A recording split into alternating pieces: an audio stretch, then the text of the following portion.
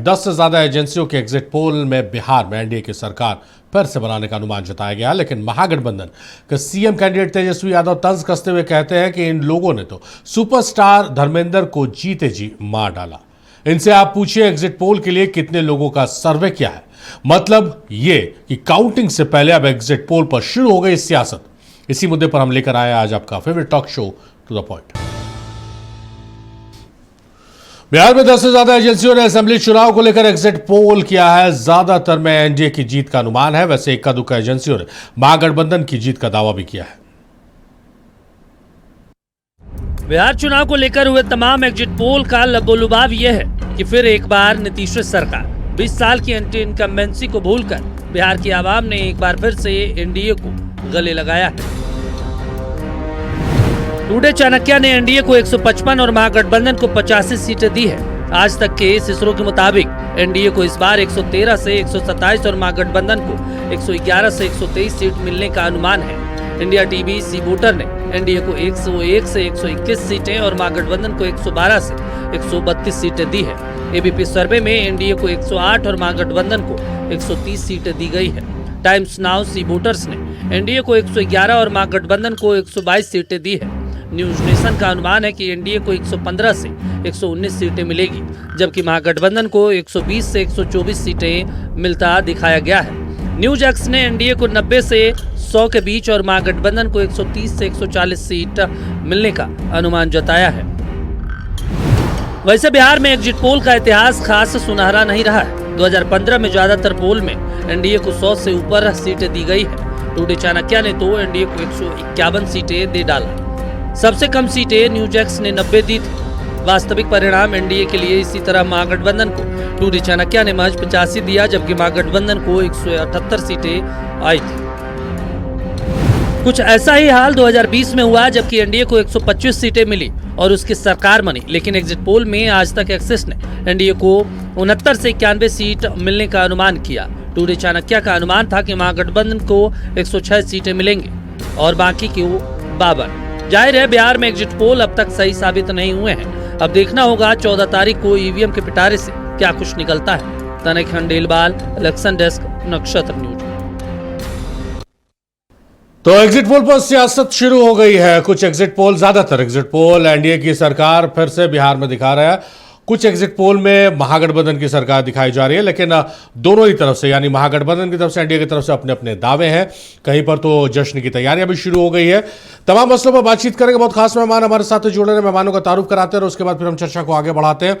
हमारे साथ रांची से भी गेस्ट है और हमारे साथ बिहार की राजधानी पटना से भी गेस्ट है। मेहमानों का तारुफ कराते हैं और उसके बाद चर्चा को आगे बढ़ाते हैं। हमारे साथ कांग्रेस के प्रवक्ता है चंद्रभूषण राजपूत जी। चंद्रभूषण जी, बहुत स्वागत है आपका।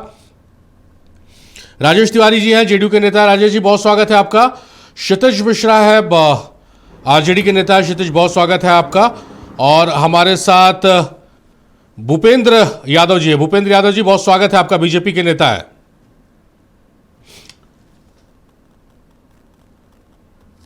राहुल आनंद, माफ कीजिएगा, राहुल आनंद है। राहुल जी, बहुत स्वागत है आपका। चलिए अब राजेश जी से शुरुआत करते हैं। राजेश जी, तमाम जो ये है एग्जिट पोल, एनडीए की सरकार की दावे वहां पर कर रहे हैं, आप लोग उससे उत्साहित है या फिर आप लोगों ने चुनाव में जो तैयारी की थी और चुनाव के जो आप लोगों के अपना इंटरनल सर्वे थे उससे आप लोग संतुष्ट है कि भाई हमारी सरकार आ रही? क्योंकि पटना में कुछ पोस्टर्स भी आए कि फिर से नीतीश सरकार। देखिए इब्राहिम जी, जैसे कि जानते हैं कि कोई भी एग्जिट पोल जो है एग्जिट पोल नहीं होता है और कोई भी एग्जिट पोल हमेशा सही नहीं होता है, तो हमेशा जो है गड़बड़ भी नहीं होता है, फेलियर भी नहीं होता है। वो स्थिति परिस्थिति के अनुसार होता है। हम लोग भी जो आशा किए थे कि एग्जिट पोल में भी जिस तरह से हम लोग का 20 वर्षों का कार्य है, जनता के लिए जो कार्य किए हैं, हम लोग का अच्छा और परिणाम जो है चाह रहे थे और निश्चय ही हमको बिहार की महान जनता 14 तारीख को देगी भी। लेकिन देखिए आज का जो अगर जो एग्जिट पोल का आप कल वाले एग्जिट पोल की बात कर रहे हैं, तो एग्जिट पोल अपने अपना अनुसार से सर्वे किया हुआ है, उस पर हम लोग बहुत ज्यादा प्रतिक्रियावादी नहीं है। हम लोग सिर्फ जनता पर विश्वास करते हैं, जनता के कामों पर विश्वास करते हैं। हम लोग जो जनता के लिए काम किए हुए हैं, चाहे सड़क हो, बिजली हो, कानून व्यवस्था हो, वो हर चाहे वो आधी आबादी के लिए हम लोग काम किए हो या अल्पसंख्यक समाज हो, युवाओं के लिए जो हम लोग काम किए हैं, उसको लेकर के हम लोग जनता के बीच में गए हैं और निश्चय ही हम लोग का जनता हमारी बातें सुनी है, समझी है। और जिस तरह से पोलिंग के दिन, चाहे वो फर्स्ट पेज हो या सेकेंड पेज हो, जिस तरह से जनता का रुझान मिला, निश्चय ही हम लोग का ये अनुमान है कि हम लोग आशा के अनुरूप जो है रिजल्ट मिलेगा और हम लोग को जनता फिर से मौका देगी। देखिए, बिहार में एग्जिट पोल जो 2020 में हुआ था उसके ठीक उलट हुआ था। 2020 के चुनाव में आप लोगों ने देखा था, और आप कह भी रहे कि एग्जिट पोल से आप ज्यादा इत्तेफाक रखते भी नहीं। एग्जिट पोल एग्जैक्ट पोल में जमीन आसमान का कभी कभी फर्क आ जाता है। लेकिन महागठबंधन की तरफ से दावे किए जा रहे हैं। तेजस्वी यादव ने प्रेस कॉन्फ्रेंस करके बाकायदा शपथ ग्रहण का डेट भी मुकर्रर कर दिया कि 18 तारीख को भाई हम शपथ लेने वाले हैं। तो कॉन्फिडेंस तो उस ओर भी नजर आ रही है। देखिए, तेजस्वी यादव जी को डेट बहुत याद रहता है, क्योंकि वो इतना डेट कोर्ट में गए हुए हैं ना कि हर चीज के लिए वो डेट फिक्स कर देते हैं, क्योंकि कोर्ट का डेट से याद रहता है। बचपने से जो है डेट का और तारीख का जो है उनका बहुत घनिष्ठ रिश्ता रहा है, इसलिए ये फिक्स हो देते हैं। एक हम लोग की ओर कहा जाता है, भोजपुरी में कहा कि पानी में मछली और 100 कुटिया पीस लो जो लगने लगा, वह स्थिति है। वो हर बार, चाहे आप उठा करके देख लीजिए, जितना भी हुआ है, कहे हैं कि डेट फिक्स कर दिया है कि बस खरवास के बाद 14 तारीख जनवरी को खरवास खत्म होता है, सरकार गिर जाएगा। इसके बाद लोकसभा के चुनाव के बाद सरकार गिर जाएगा, तो गर्मी के छुट्टी के बाद सरकार जी। और ये करते करते वो करीब 20 साल से इसी तरह का है, और इस बीच में जो उनका 5 साल यही रहा, तो वो बिहार की जनता उनसे वाकिफ है। आज जिस तरह से प्रेस कॉन्फ्रेंस की है, जिस तरह से उनका बॉडी का हाव भाव था, वो देख लीजिए क्या है कि अभी से वो तैयारी शुरू कर दी है कि किस पर ठिकरा फोड़ना है, किस पर हमको ईवीएम पर आरोप लगाना है, सरकार पर आरोप लगाना है, चुनाव आयोग पर आरोप लगाना है। तो इस तरह का वो अपना बनाना शुरू कर दिया कि किधर से हमको निकलना है। जनता को, उनका जो सपोर्टर है, उसको किसी तरह से उत्साह 14 तारीख रहेंगे, लेकिन 14 तारीख से जैसे ही काउंटिंग शुरू होगा, उसके बाद इन लोगों का हकीकत सामने आ जाएगा। जैसे 20 साल से लगातार जो चुनाव 5-5 साल पर हुए, तो जिस तरह से इनका परिणाम रहा, वही परिणाम इस बार 2010 में जो 22 सीट आरजेडी का आया था, उससे भी खराब स्थिति इस बार होने जा रहा है, क्योंकि जनता कभी भी तेजस्वी यादव पर भरोसा नहीं करेगी, क्योंकि वो भरोसा जिस तरह से वो एक परिवारवाद 2020 में लार्जेस्ट पार्टी आरजेडी थी, इसको भी नहीं भूला जाए राजेश जी। पिछले चुनाव में लार्जेस्ट पार्टी आरजेडी थी। एकदम इब्राहिम जी, और आप ये भी जानते हैं कि क्यों थी वो तेजस्वी यादव के नाम पर नहीं थी। वो किस तरह का भीतरघात का स्थिति हुआ था वो आप जान रहे थे। उसके बाद भी वैसे गोल्डन मौका पर जब उनको जनता नहीं स्वीकार करेगी, तो आज ये बताइए, आज हम पांचों दल, पांचों पांडव होकर के जिस तरह से काम किए हैं, जो नीतीश कुमार जी के नाम पर वोट पड़ा है, मोदी जी के नाम पर वोट पड़ा है, निश्चय ही इस बार का जनता हम लोग को आशीर्वाद देकर और प्रचंड बहुमत से जो है इस बार सरकार बनवाएगी। फिर से माननीय मुख्यमंत्री राजेश तिवारी जी तो बहुत कॉन्फिडेंट नजर आ रहे हैं। चंद्रभूषण राजपूत भी हमारे साथ जुड़े हुए हैं। चंद्रभूषण साहब, कॉन्फिडेंट आप लोग भी नजर आ रहे हैं, क्योंकि आपके नेताओं के लगातार बयान आ रहे हैं, प्रेस कॉन्फ्रेंसेस भी हुई है। मैं वजह जानना चाह रहा हूं कि कौन सा ऐसा मुद्दा है आपको लग रहा है कि जो आपने एड्रेस कर लिया और उसके एवज में जनता ने प्रचंड बहुमत आपको दे दिया, जैसा आप लोग दावा कर रहे हैं कि हम सिर्फ सरकार में नहीं आ रहे, प्रचंड बहुमत के साथ सरकार में आ रहे हैं।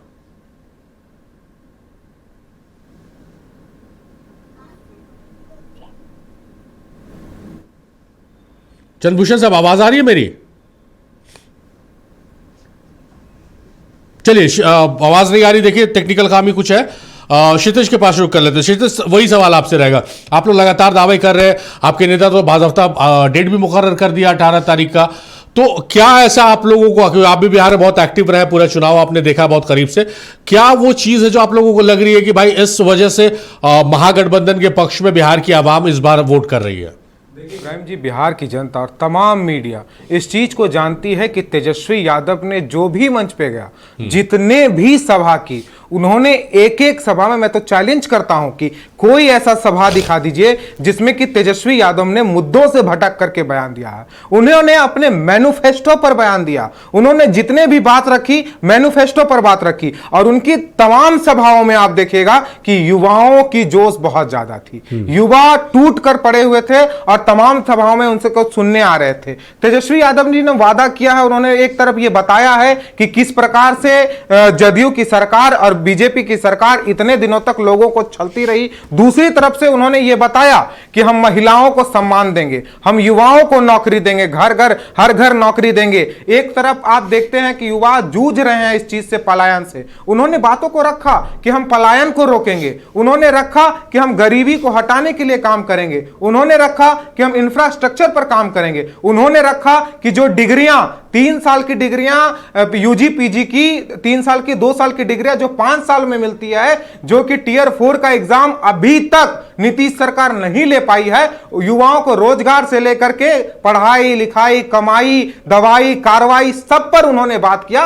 दूसरे तरफ क्या बात हो रहा था कि कट्टा, गोली, बंदूक, 6 गोली छाती में, क्या बात करते, हमरा अपमान कर दिया, गाली दे रहा था, ई कर रहा था, ऊ कर रहा था। मुद्दा पे देश का प्रधानमंत्री कट्टा और गोली का बात कर रहा है भरे सभा में। यह दुर्भाग्य नहीं है बिहार का, यह दुर्भाग्य नहीं है हमारा कि हमारे देश के प्रधानमंत्री जो कट्टा की बात कर रहे हैं भरे सभा में खड़े होकर के। क्यों कर रहे हैं? क्यों? क्योंकि वो हताश थे, क्योंकि उनके पास ये विजन और मिशन नहीं है। उन्होंने कहीं ये जिक्र नहीं किया कि हम बिहार के लिए ये करेंगे और बिहार के लिए रोड मैप तैयार किया। तो जनता बिहार की बेवकूफ नहीं है इब्राहिम जी, वो सुनने जाती है सभाओं में कि ये सरकार मेरे लिए क्या करेगी। चुनाव प्रचार इसलिए होता है जिसमें कि सरकार और नेता बताती है, अपनी रोड मैप के बारे में बताती है। हमारे भाई कह रहे थे हम तो आपके विकास को इतना गिना देंगे ना डेटा के साथ कि आपको हर एक तीसरा व्यक्ति का आय 6,000 से कम है, हर एक बिहार का हर एक तीसरा व्यक्ति का है। आप जंगल राज पे बात करेंगे, महाजंगल राज। विजय सिन्हा ने कहा कि यहां महाजंगल राज चल रहा है, गोबर फेंका जा रहा है। विजय सिन्हा ने डांटा एसपी को फोन लगा करके। आखिरकार आपका पोल तो विजय सिन्हा ने खोल दिया, तो फिर लोग क्यों भरोसा करेंगे जब डिप्टी सीएम ही सुरक्षित नहीं है? कैसे लोग आप पे भरोसा करेंगे? आपको क्यों वोट देंगे? वहां की जब लोगों से हम मिल रहे थे तो लोग बता रहे थे कि जो नीतीश सरकार 20 वर्षों तक अचेत अवस्था में थी, उसको अचानक याद आ गई कि 10-10 हजार रुपया भेजना है। उन्होंने कहा कि हमें, महिलाओं ने कहा हमें कि हमें खैरात नहीं चाहिए, हमें हमारे बच्चों को नौकरी चाहिए, जो कि ये लोग बात नहीं कर रहे हैं। चलिए हम लौटेंगे आपके पास एक बार। हम राहुल आनंद भी हमारे साथ जुड़ गए हैं, बीजेपी के नेता। राहुल जी, बहुत स्वागत है आपका। जी नमस्ते राहुल जी, कॉन्फिडेंट नजर आ रहे हैं आप लोग। मैं पहला सवाल अभी सब अपने गेस्ट से यही ले रहा हूं कि उस कॉन्फिडेंस की वजह क्या है?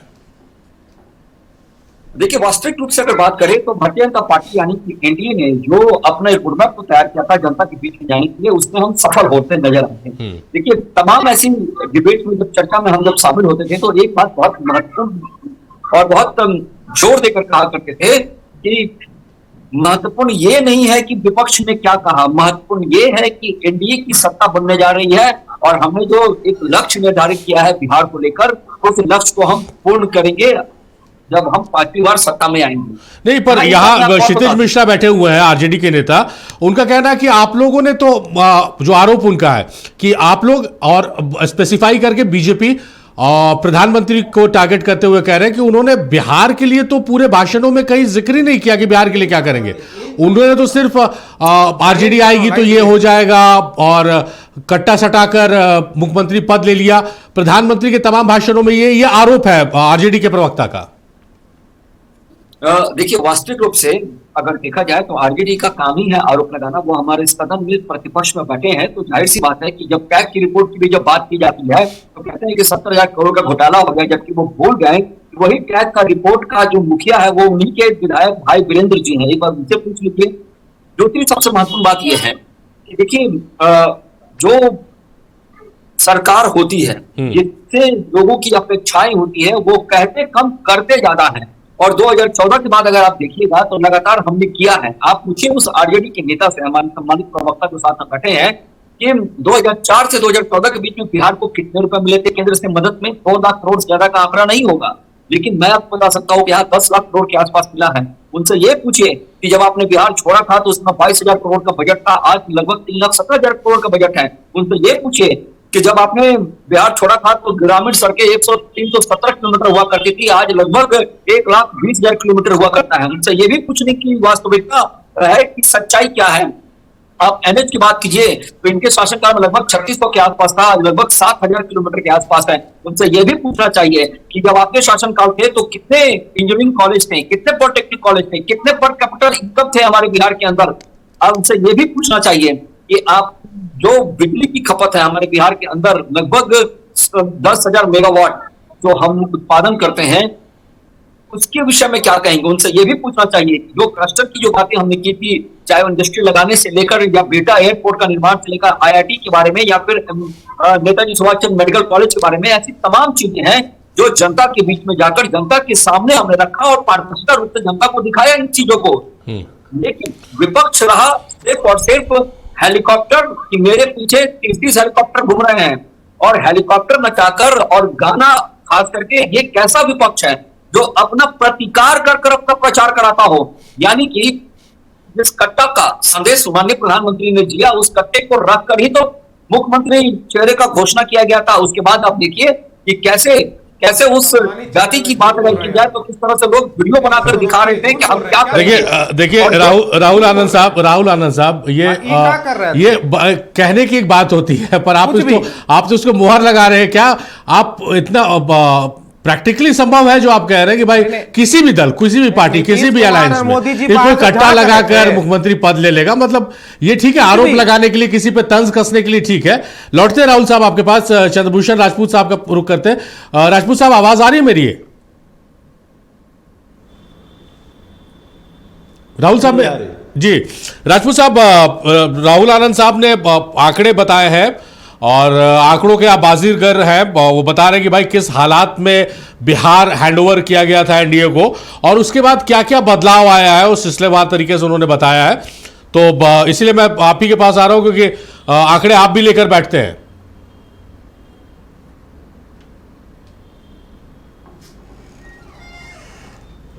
शुक्रिया इब्राहिम जी अपने डिबेट में मुझे बुलाने के लिए। देखिए, जहां तक बात है कि इस बार के चुनाव में क्या हुआ, मैं ये पूरी तरीके से श्योर हूं कि इस बार बिहार की जनता ने बहुत भारी मतों से जो है हमको जिताने का प्रयास किया है और वो 14 तारीख को रिजल्ट में दिख ही जाएगा। क्योंकि कोई भी पार्टी जब चुनाव में जाती है तो वो अपने मैनिफेस्टो के साथ जाती है। हमने अपने मैनिफेस्टो में जो सबसे गरीब लोग हैं बिहार के, उनके लिए वादा किया था कि 500 रुपये का आपको सिलेंडर देंगे। माई बहन योजना में हम आपको 2500 रुपया देंगे, जो कि तेजस्वी यादव ने कहा था कि हम एक मुश्त ही 30,000 रुपये आपको देंगे। बिहार में जीविका दीदियों की एक अपनी ही समस्या थी। मैं चुनाव प्रचार के दौरान भी जब सकड़ा विधानसभा गया था अपने कैंडिडेट का प्रचार करने, तो वहाँ पे कुछ जीविका दीदियाँ मुझे मिली। उन्होंने मुझसे कहा था कि उनकी सैलरी मात्र 3,000 है, इसलिए हमने कहा कि जो उनका सैलरी हम 30,000 रुपया बढ़ा के देंगे। देखिए, कहने का मतलब है कि एक चीफ मिनिस्टर को 20 साल सरकार में रहने का मौका दे दिया गया है। उसके बावजूद अगर उसके राज्य का प्रति व्यक्ति आय पूरे 2800 राज्य में सबसे कम होगा। बिहार का पर कैपिटा इनकम केवल 70,000 रुपया सालाना है, जो कि लगभग 5,000 रुपया महीना होता है। आप एक चीज समझिए, पलायन यहाँ पे इतनी बड़ी समस्या है कि बिहार के जो 50% जो लोग कामकाजी उम्र के लोग हैं, मैंने 18 से ऊपर जिसको माना जाता है 18 से 60, वो लगभग बिहार से बाहर है। 50% माइग्रेशन किसी स्टेट में कम, माइग्रेशन किसी स्टेट में ज़्यादा समस्या हो सकता है, लेकिन जहाँ के काम करने वाले 50% लोग 10,000, 12,000, 15,000, 20,000 की नौकरी के लिए चंडीगढ़, पुणे मजदूर भटकते हों, इससे बुरा बात क्या हो सकता है। हमारे नेता जिग्नेश मेवानी जो कि गुजरात से आज से 3 दिन पहले पटना आए थे, जब हमने उनसे पूछा कि गुजरात में जो अहमदाबाद में बिहारी वर्कर काम करते हैं उनकी क्या स्थिति है, वो बोले एक तो मैक्सिमम वर्कर कॉन्ट्रैक्ट पे होता है, दूसरा जो लोग भी काम करता है उसको 12 घंटा, 13 घंटा, 14 घंटा, क्योंकि आप जानते हो कि मोदी गवर्नमेंट ने जो है वर्किंग लॉज में चेंज कर दिया था, जो हमारा लॉज ऑफ वर्किंग आवर्स है। कहने का ये मतलब है कि एक व्यक्ति को दिया गया, आप कोई स्टेट क्यों चुनते हैं? हम कोई स्टेट और कोई गवर्नमेंट इसलिए चुनते हैं ताकि वो हमारे हेल्थ पे काम करे, वो हमारे एजुकेशन पे काम करे, वो हमारे इंफ्रास्ट्रक्चर पे काम करे। अगर बिहार का पूरा इंफ्रास्ट्रक्चर उतना ही ठीक है तो आप बताइए, खुद भारत सरकार का आंकड़ा है कि पिछले 6 साल में बिहार में 1800 करोड़ रुपए इन्वेस्टमेंट आया है, जिसको हम फॉरेन डायरेक्ट इन्वेस्टमेंट बोलते हैं। हम जानते हैं किसी भी राज्य में जब तक इन्वेस्टमेंट नहीं आएगा आप जॉब जनरेट नहीं कर सकते हैं। मैं आपको एक आंकड़ा बताता हूँ। इसी गुजरात में पिछले 10 साल में जब 43,000 करोड़ आ सकता है, तो फिर बिहार में पिछले 10 साल में 1800 करोड़ रुपया क्यों आया? मतलब है कि जो भी बाहर की कंपनियां हैं, जो लोग पैसा इन्वेस्ट करते हैं, वो बिहार में पैसा नहीं लगाना चाह रहे हैं। मैं आज ही TW डॉक्यूमेंट्री पे एक वीडियो देख रहा था जिसमें कि मुजफ्फरपुर के ग्लव्स बनाने वाले व्यापारी से उन्होंने बातचीत किया है। उन्होंने कहा कि हमारे इलाके में एक पब्लिक यूरिनल तक नहीं है, रोड तक नहीं है जहां पे उनका इंडस्ट्री है। ये तो ठीक है, आरोप की बात है चंद्रभूषण साहब। हम जो समझना चाह रहे हैं आपसे कि बिहार उत्तर प्रदेश की जनता जो है पॉलिटिकली जागरूक मानी जाती है, कही जाती है, तो 20 साल जो आप आरोप लगा रहे हैं पलायन का या रोजगार का, 20 साल क्या कम पड़े उनको ये समझने के लिए कि इन 5 सालों में 2020 से 2025 के बीच वो समझ गए और महागठबंधन के पक्ष में लग रहा है कि बदलाव की तरफ वो बढ़े हैं? जी बिल्कुल बिल्कुल। फ्रांस का सम्राट नेपोलियन एक बात कहा करता था कि in politics stupidity is not a handicap. तो बिहार की जनता समझ गई है, उन्होंने नीतीश कुमार जी के चेहरे पे भरोसा किया, उनको 20 साल मौका दिया। मैं सही कह रहा हूं, मैं इंटरनेशनल रिलेशन का स्टूडेंट हूं। 20 साल में एक देश बदल जाता है। 20 साल में चाइना का भी स्थिति देखिए, 20 साल में आप मेक्सिको का स्थिति देखिए, 20 साल में वियतनाम का स्थिति देखिए, आज वर्ल्ड का one of the most leading exporter country बना। तो एक राज्य को 20 साल बदलने के लिए काफी होते हैं, लेकिन बिहार की जनता जानती है। आप देखिए, पटना यूनिवर्सिटी बिहार का सबसे फेमस यूनिवर्सिटी है। 2025-26 के साइकिल में 1115 सीट उसका वैकेंट है। पटना साइंस कॉलेज, जो कि एक time Oxford of the east कहा जाता था, उसमें 145 वैकेंसी है। कहने का मतलब है, अब बाकी कॉलेज का तो हाल हटा दीजिए, 3 साल का डिग्री 5 साल में मिलता है। और प्रथम एक एनजीओ है, उसने बिहार में सर्वे किया कि आप अगर क्लास 10वां के बच्चा से क्वेश्चन पूछिए, जो लोग सरकारी स्कूल में पढ़ते हैं, वो क्लास 5वें क्लास का भी जो सिलेबस है उससे नहीं बता पाएंगे। कहने का मतलब है कि आप, यही क्लियर कट प्रूफ करता है। आप मान लिया आपने इंजीनियरिंग कॉलेज बनाया, लेकिन वहां पे अगर किसी का प्लेसमेंट ही नहीं हुआ, क्या मतलब इंजीनियरिंग कॉलेज बनाने का? तो आपने इस तरीके से तो एजुकेशन का बेड़ा गर्क कर दिया। हेल्थ का ये हाल है कि बिहार में 86% डॉक्टर स्पेशलाइज नहीं है। स्पेशलाइज डॉक्टर 86% डॉक्टर्स की कमी है। बिहार के लोग दिल्ली जाके एम्स में इलाज कराते हैं, यही बिहार के लोग इसी करा के ठंड में पीजीआई चंडीगढ़ और पीजीआई लखनऊ में जाके इलाज कराएंगे।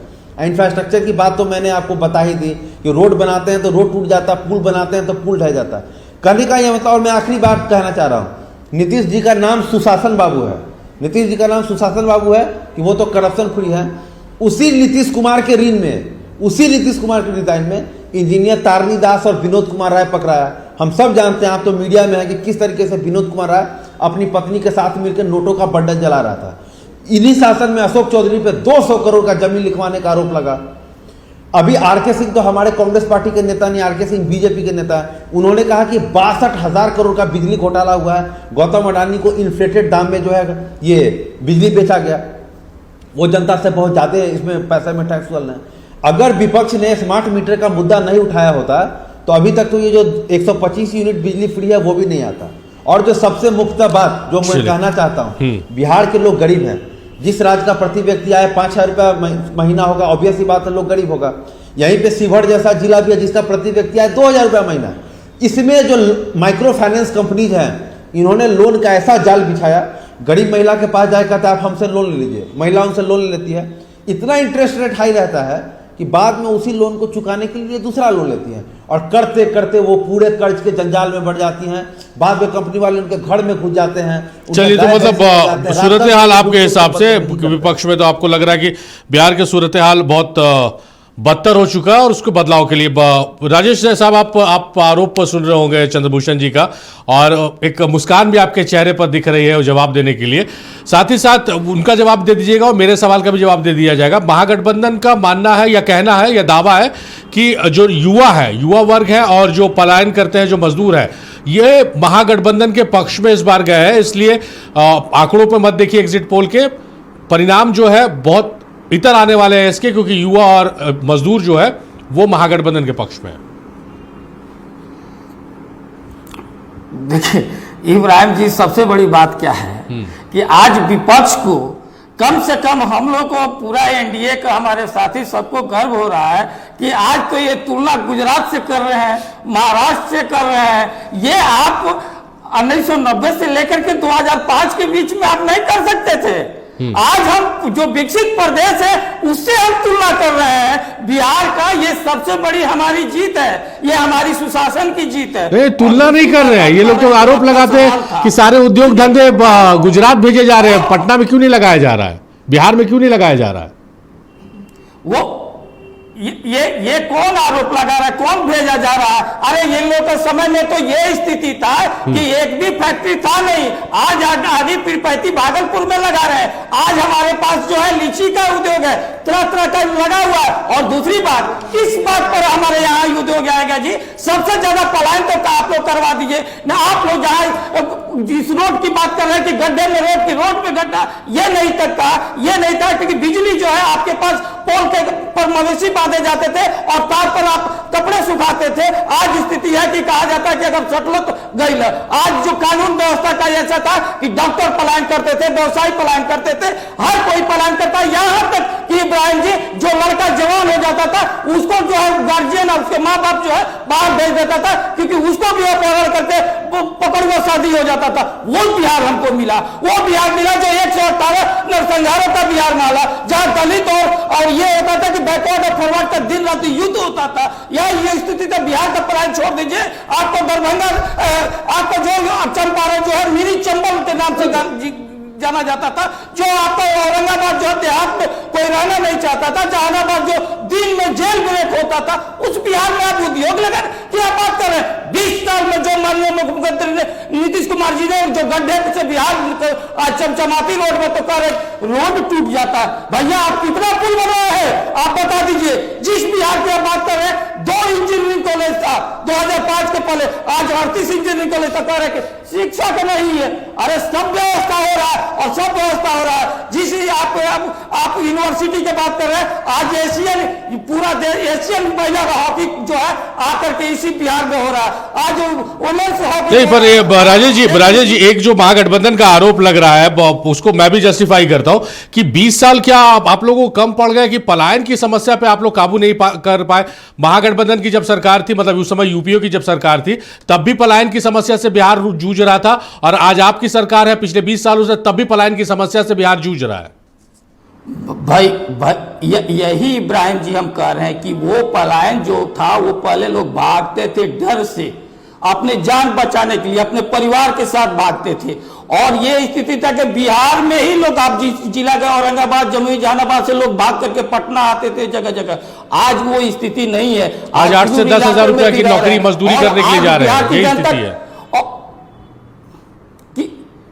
ये हम लोग रोक रहे हैं, अब उसी के लिए हम लोग तैयारी कर रहे हैं। जो इन लोग का गड्ढा था अब उन लोग का भर चुके हैं। हम लोग जो फंडामेंटल कोई आता है यहाँ अपहरण कराने। और दूसरी बात जो ये कह रहे हैं आप जो है कि महागठबंधन कह रहा है कि युवाओं को हम नौकरी देंगे, ये सब कौन विश्वास करेगा भैया? कौन विश्वास करेगा?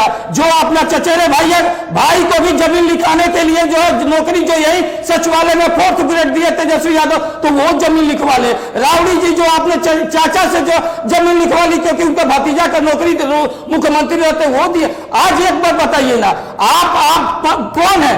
कह रहे बिहार के ये लोग इनकम गिना रहे हैं। भैया आप इनकम, अगर तेजस्वी यादव भी बिहारी है ना कि नहीं, लालू यादव जी बिहारी है कि नहीं, राबड़ी जी बिहारी है कि नहीं, वो बताइए। उनका जो क्या एसेट था, आज क्या 36 बीघा ऑन रिकॉर्ड पटना में जमीन है उनका, कहां से आया है? वो बिहार में डेवलप किया है कि नहीं? चलिए, लंबी फेरिस्त है आरोपों की आपकी, और आपके तमाम सवालों का हम जवाब लेंगे। और दूसरे जो प्रवक्ता है महागठबंधन के, वो भी आपके सवालों को गंभीरता से सुन रहे हैं। तो बिहार चुनाव का नतीजा 14 नवंबर को आएगा, लेकिन सत्ता पक्ष और विपक्ष दोनों की ओर से जीत के दावे किए जाने लगे। महागठबंधन के सीएम कैंडिडेट तेजस्वी यादव ने तो अपनी ताजपोशी का दिन 18 नवंबर तक मुकर्रर कर लिया।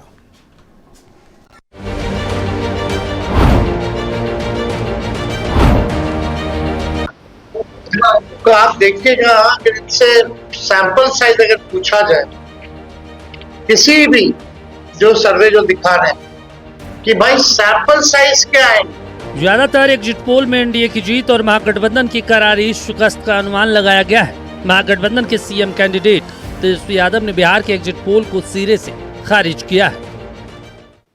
तो 72 लाख लोगों ने ज्यादा मतदान किया है। 72 लाख मतलब इट्स अ ह्यूज नंबर, बड़ा ये आंकड़ा है। अगर 72 लाख को अगर हम 243 विधानसभा में बांटे तो 29,500 के आसपास हर विधानसभा में वोट जो है वो पड़े। यानी ये वोट कोई नीतीश जी को बचाने के लिए नहीं पड़े भैया, ये सरकार को बदलने के लिए, वोट फॉर चेंज के लिए वोट पड़े हैं। वोट फॉर चेंज के लिए 72 लाख वोट पड़े हैं पूरे बिहार में। तेजस्वी का दावा है कि बिहार में महागठबंधन की सरकार बनेगी और 18 नवंबर को वो मुख्यमंत्री के तौर पर शपथ लेंगे। ये चुनाव बिहार में इस बार परिवर्तन होना तय है और 18 तारीख को आप लोग लिख के रख लीजिए, हम लोग वोट के लिए जाएंगे और नौकरी वाली सरकार आने वाली है। नौकरी वाली सरकार आएगी और कलम राज स्थापित करेगी। एग्जिट पोल से होकर बात मीडिया पर आई, खबरों को लेकर तटस्थता पर आई, तब तेजस्वी ने मीडिया पर भी तंज कसा। तो कल धर्मेंद्र जी जो अभिनेता हैं उनको मार दिया, आप समझ जाओ, गजब का न्यूज चैनल सब है। अच्छी पत्रकारिता हो रही है पूरे देश भर में, आज तक ऐसी पत्रकारिता हम लोग नहीं देखी।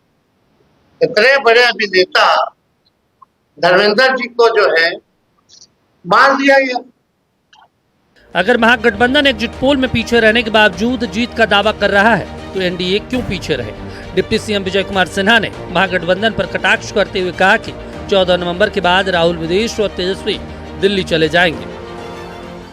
14 तारीख अब तो ज्यादा समय है नहीं, परसों ही परिणाम सामने आएगा तो लोग स्वीकार करेंगे।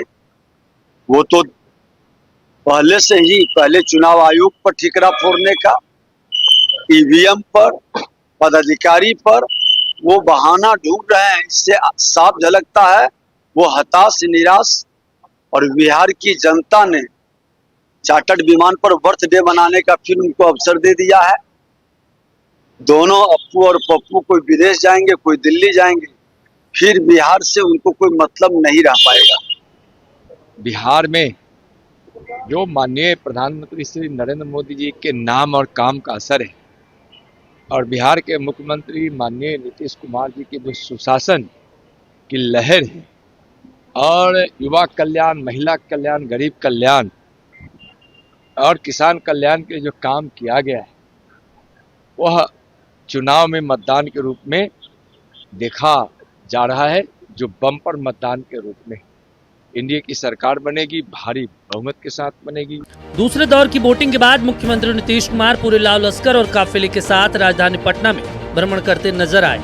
कहां गए सीएम? सुनिए उनके बेहद करीबी मंत्री विजय चौधरी से।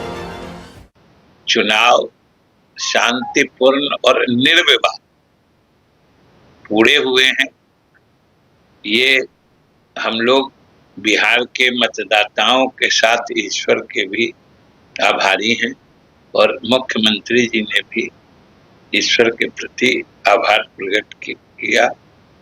सबसे पहले वो हनुमान मंदिर में शीश नवाए, फिर गुरुद्वारा में मत्था टेका, फिर जलाल शाह का जो मजार है पीर साहब का हाई कोर्ट के बगल में, वहाँ भी उन्होंने बिहार में अमन चैन और यहाँ के लोगों के अच्छे भविष्य के लिए दुआएं मांगी। बिहार में सबकी नजरें 14 नवंबर को होने वाले मतगणना पर है, जब एग्जिट पोल का सारा सच और जनता का फैसला सामने आएगा। मरगूब आलम, नक्षत्र न्यूज, पटना। तो चलिए, सबके अपने अपने दावे हैं, महागठबंधन के अपने दावे हैं। महागठबंधन के जो सीएम कैंडिडेट उम्मीदवार हैं तेजस्वी यादव, 18 तारीख का जिक्र करेंगे, 18 तारीख को मैं शपथ लूंगा मुख्यमंत्री के तौर पर। तो वहीं एनडीए के नेताओं के अपने दावे हैं कि इस बार एनडीए की जो सरकार है वो प्रचंड बहुमत के साथ वापस आ रही है।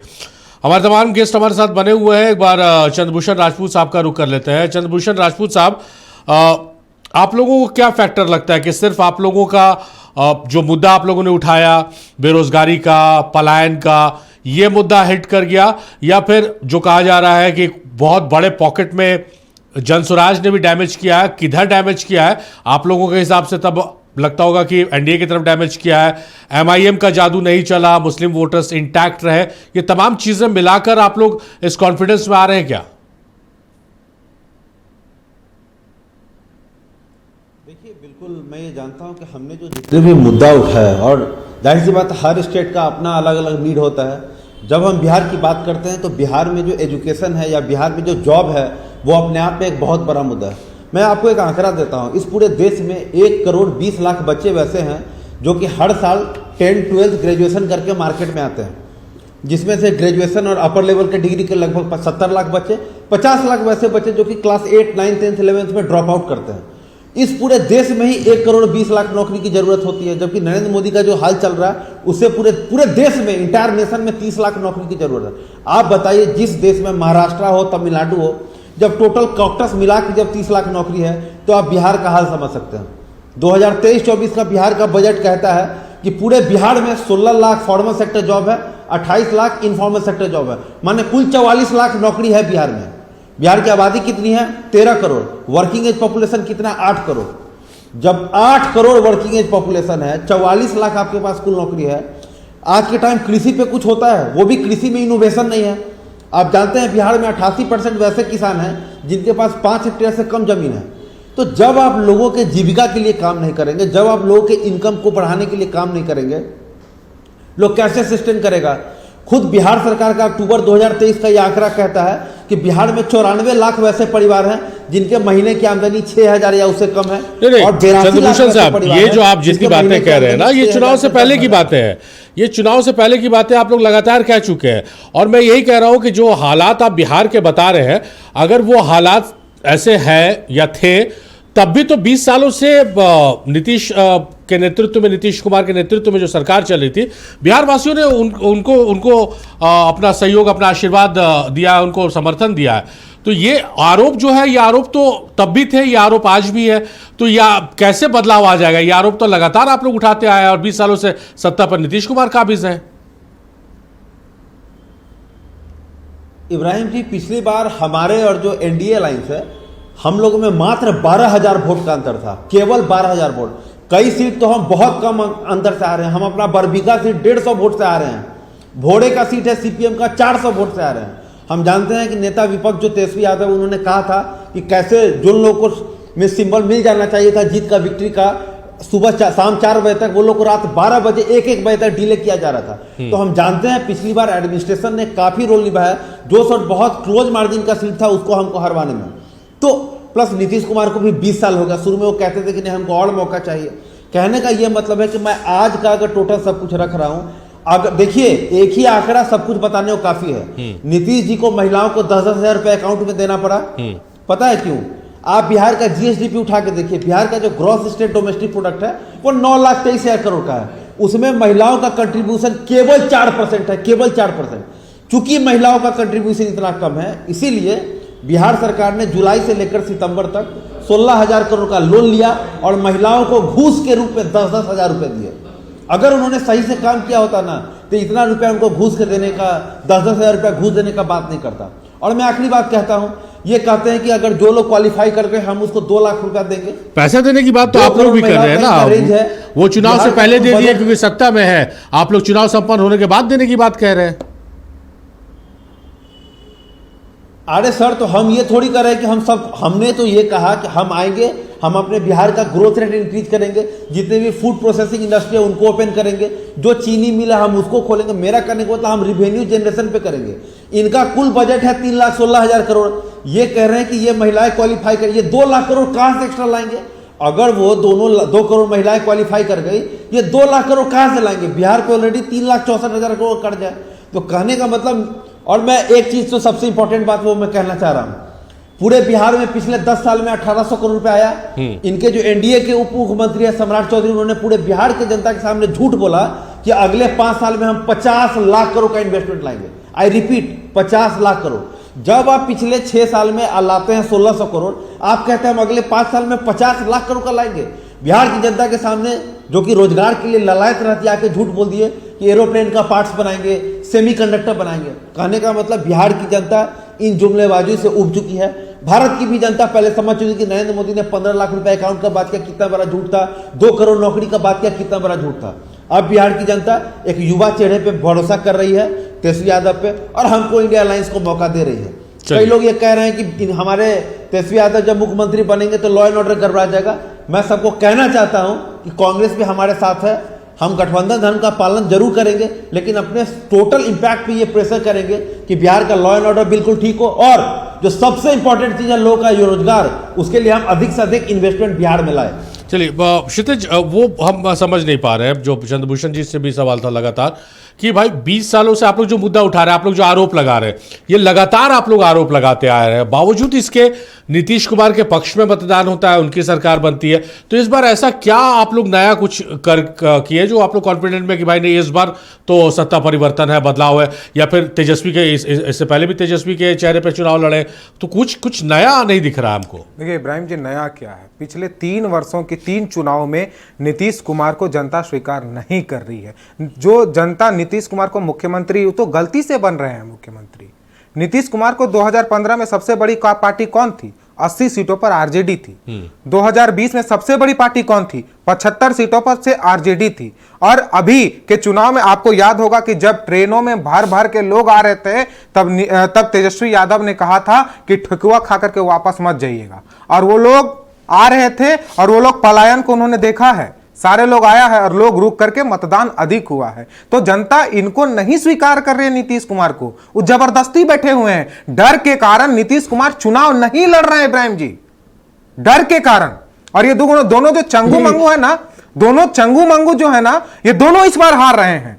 विजय सिन्हा फोर्स बुलाओ, आप तो अपने घर में फोर्स बुलवा रहे थे एसपी को कहा करके कि फोर्स बुलवा। एक रील बहुत वायरल हो रहा था जिसमें लड़का ने कहा था कि लड़के लोगों को बुलाओ, सेम चीज विजय सिन्हा जी कह रहे थे कि फोर्स बुलवा लो। आपको अपने घर में फोर्स बुलवाना पड़ रहा था। आपके लोग कह रहे थे कि आप कह रहे थे कि बॉडीगार्ड मरवा देगा, वो गोली चलवाना चाह रहे थे। इन्होंने क्या कहा कि यादवों पर बुलडोजर चलवाएंगे। और मेरे भाई कितने निर्लज्ज हैं, इनको शर्म नहीं आई। इन्होंने कहा कि हम इनके मंत्री, इन्होंने कहा कि हम शांतिपूर्ण तरीके से चुनाव करवाए हैं, इसके लिए गए हैं मत्था टेकने के लिए। अच्छी बात है, मत्था टेकने के लिए जाइए, लेकिन आपने ये कैसे कर दिया? हमारे दुलाल चंद यादव जी जो आरजेडी के सिपाही हैं, उनको गोली मारा गया था गाड़ी पर। आपके इनके नेता ने गाड़ी चढ़वाया था, फिर जाकर के आपने कैसे कर दिया कि शांतिपूर्ण तरीके से हमने चुनाव करवा दिया। ठीक है, वो तो सलाखों के पीछे कानून नहीं, इनको शर्म आनी चाहिए। आप जेल भेजे तो क्या हो गया, लेकिन इन्होंने कहा शांतिपूर्ण। कैसा शांतिपूर्ण था? आपको पता होगा, आज फिर कह रहे फ्रॉड हुआ है चुनाव में इन्होंने जीविका दीदी को बूथ पर बिठाया था। और जब हमने सवाल पूछा कि ये जीविका दीदी यहां कैसे बैठी हुई थी, तो उनके पास जवाब नहीं था। डीएम ने कहा कि ये गलत था। और आपको पता होगा मनीष जो कि एक पत्रकार थे, अभी जनस्वराज से लड़ रहे हैं, उनका एक वीडियो भी जारी किया है उन्होंने। उसमें पर आप लोग जितना ये सब आरोप लगा रहे हैं ना, राजेश जी कहते हैं कि भाई महागठबंधन जो है पहले से बहाने ढूंढने लगी है। अगर चुनाव हार गई तो ये सब बहाने करेगी कि जीविका दीदी को बैठा दिया गया, वोट चोरी हो गया, ये हो गया। नहीं इब्राहिम जी, हम बहाने नहीं कर रहे हैं, बहाने इनको ढूंढना चाहिए। एग्जिट पोल क्षणिक सुख है इनके लिए। हमने कहा कि चंगू मंगू के साथ साथ 90%, क्योंकि 10% इनके जो मंत्री और चुनाव नहीं लड़ते हैं डर से, तो 90% लोग जो हैं इनके मंत्री सहित तमाम इनके विधायक हार रहे हैं चुनाव। आपके विधायकों को खदेड़ खदेड़ करके भगाया जा रहा है, इनके मंत्री को खदेड़ा जा रहा है। गाड़ी पर गोबर फेंक, आपको पता है विजय सिन्हा पे गाड़ी पर गोबर क्यों फेंका गया था? क्यों? क्योंकि रोड नहीं था। अब फिर भी बीजेपी के प्रवक्ता को शर्म नहीं आई, इन्होंने कहा कि हम रोड बहुत बढ़िया है। कौन सा रोड? इन्होंने कहा, आंकड़ा दिया 7,914 रुपया था पर कैपिटा इनकम 2004 में। अभी क्या है? 6,000 से कम है। ड्रॉप आउट रेट 40% था, अभी 42% है। आप क्या करेंगे इंजीनियरिंग कॉलेज बना करके? मैं आपको पता होगा कि एक बच्ची थी जिसका वीडियो वायरल हुआ था, उनसे हम लोगों ने मिला। वो कहती है 3 किलोमीटर दूर जाती है वो स्कूल के लिए। सड़कों का हालात अगर आप कहेंगे तो हम आपको दिखाएंगे कि बिहार का क्या है, कि सड़कों का हालात क्या है बिहार का। बिहार में अपराध की क्या हालात है, यह आपसे बेहतर कोई नहीं जानता है। और चैनल दिखा रहे हैं सारे चीजों को, तो जनता इससे कैसे मुंह फेर सकती है? हमने कहा ना कि हम तो कह रहे हैं, हम तो चैलेंज कर रहे हैं जदयू के प्रवक्ता, बीजेपी के प्रवक्ता से कि नरेंद्र मोदी जी, सम्राट चौधरी, तमाम एनडीए के नेता, आप निकालिए एक वीडियो जिसमें उन्होंने मुद्दों की बात की हो, और एक वीडियो तेजस्वी यादव का निकालिए जिन पे उन्होंने मुद्दों की बात नहीं की है। तमाम जगहों पे उन्होंने मुद्दों की बात की है। तो जनता, जब आप मुद्दों की बात नहीं कर रहे हैं, जब आपके पास रोड मैप नहीं है, तो वोट क्यों देगी? और ये जो एग्जिट पोल है, ये एग्जिट पोल कोई एग्जिट पोल नहीं है। जिस तरह से मोदी की गारंटी पर भरोसा नहीं है किसी को, उसी प्रकार से एग्जिट पोल पर पूरे भारत को भरोसा नहीं है। चलिए राजेश जी का रुख करते हैं। राजेश जी, एक जो लगातार हम लोग बात करते हैं जो सियासत की केमिस्ट्री का है, सियासत की केमिस्ट्री होती है भाई कि बढ़े हुए जो आंकड़े होते हैं वोट परसेंटेज, वो अगेंस्ट एस्टैब्लिशमेंट होता है, यानी सत्ता के विरुद्ध होता है। आपके जितने मंत्रियों ने जिनको मंत्रियों को आपने किया टिकट देके और जिन सीटों से चुनाव लड़ा है, उन सीटों का हमारे पास आंकड़ा आया, वहाँ बम्पर वोटिंग हुई और नाराजगी भी साफ देखने को मिली है, जो विजय सिन्हा का जिक्र कर रहे हैं आरजेडी के यहाँ प्रवक्ता। तो इसको किस रूप में देख रहे हैं कि उन पर्टिकुलर सीट्स पर, क्योंकि मंत्री तो है सरकार का आईना होते हैं। देखिए इब्राहिम जी, सबसे पहली बात जो है कि जो आप विजय सिन्हा जी का, आपका और भी सवाल का जवाब दे रहे हैं, जो विजय सिन्हा जी का आप जिक्र करते हैं वो किसका था? वो स्थिति ये था कि वो राजद का सपोर्टर का था और राजद का सपोर्टर का गांव में इस तरह का घटना घटा, इस तरह से विरोध प्रदर्शन किया गया। टेकारी का जो विधायक है अनिल कुमार हम के जो प्रदेश अध्यक्ष वो किया गया। तमाम ऐसे जगह आया जहां राजद अपने गुंडागर्दी का हम आया, डिस्टर्ब करने का कोशिश किया। तो अगर डिस्टर्ब करने का कोशिश किया तो क्यों नहीं विरोध किया जाएगा? क्या वहां ये स्थिति नहीं है? जिस ये अपना दुलाल चंद यादव की बात कर रहे हैं, वो दुलाल चंद यादव इनके तो पहले पार्टी के थे नहीं, वो तो खुद जो है विरोध कर रहे थे और किस तरह से वो वहां आतंक बने हुए थे, किस तरह से विरोध कर रहे थे। यहाँ तक कि पत्थर भी मारा गया था तो वहां का लोकल पत्थर नहीं था। प्रशासन जांच कर रही है। नहीं, ये आतंक बने हुए थे। अगर नहीं, ये राजेश जी आपसे नहीं राजेश जी आप सीनियर लीडर हैं, आपसे इस तरह की उम्मीद नहीं है बयानों की। अगर मान लीजिए वो आतंक बने भी हुए थे तो किसी को ये हक नहीं है कानून अपने हाथों में लेकर उनकी हत्या कर दो या गाड़ी चढ़ा दो, वो कानून ये करेगा। यही कारण है कि अगर जो इस तरह का अगर आनंद सिंह कौन है? रामदेव बाबा है क्या? आनंद सिंह कौन है? प्रेमानंद जी है? आनंद सिंह कौन है? आनंद सिंह बात करते हैं आप, किस कैसे बोला, कैसे आपने आपने उनको आतंक कैसे बोला? शर्म आनी चाहिए आपको, शर्म करो, शर्म कीजिए। आपको बोलने का तमीज ना, आपने बोला कैसे? इनको माफी मांगनी चाहिए। आतंक की बात करते हैं जैसे माफी मांगने के लिए बात करते हैं, बनता है। चुप रहिए, आपको बोलने का वो नहीं, आतंक का बात करते हैं आप। इन्होंने आतंक कैसे बोला उनको? आप बताइए कैसे बिहार के जनता को आतंकी कैसे बोला आपने? कैसे बोला? अच्छा चलिए, संभाल के बोलिए, संभाल के बोलिए, संभाल के बोलिए। आपने आपकी बौखलाहट दिख रही है, दिख रही है आपकी बौखलाहट, आपकी बौखलाहट चिल्लाइए। चलिए राजेश जी बहुत शुक्रिया, आपका समय समाप्त हो गया है। आपका शुक्रिया चंद्रभूषण राजपूत जी, बहुत शुक्रिया आपका। और हमारे साथ राहुल आनंद भी जुड़े थे। राहुल आनंद साहब का बहुत शुक्रिया। तमाम मेहमानों का बेहद शुक्रिया, आप लोगों ने अपना कीमती वक्त नक्षत्र न्यूज को और इस डिबेट को दिया है। तो इंतजार 14 तारीख का है। 14 तारीख को यह स्पष्ट हो जाएगा कि किसके दावों में कितना है दम।